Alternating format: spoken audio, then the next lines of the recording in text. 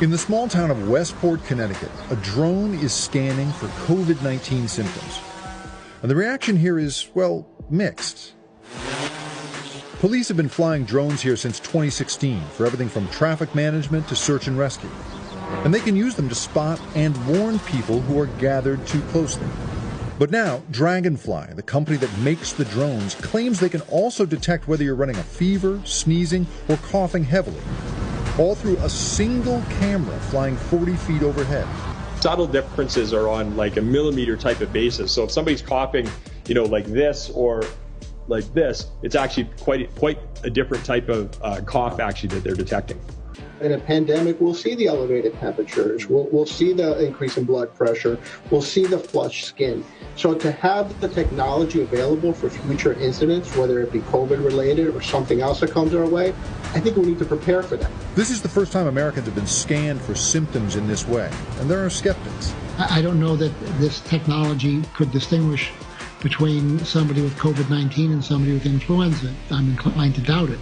Not to mention that many infected people never exhibit obvious symptoms.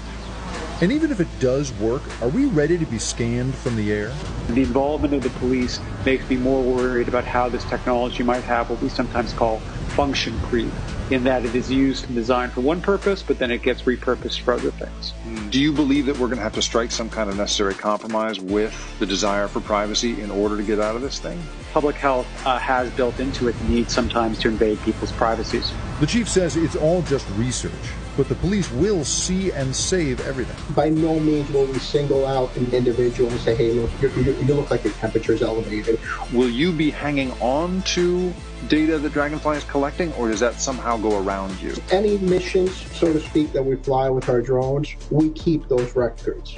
The ACLU of Connecticut responded this week saying that any new surveillance measure that isn't being advocated for by public health professionals and restricted solely for public health use should be promptly rejected. Do we really want to be entering into convention centers if they don't have a health monitoring system that can give us an indication or a reading of what is the potential risk?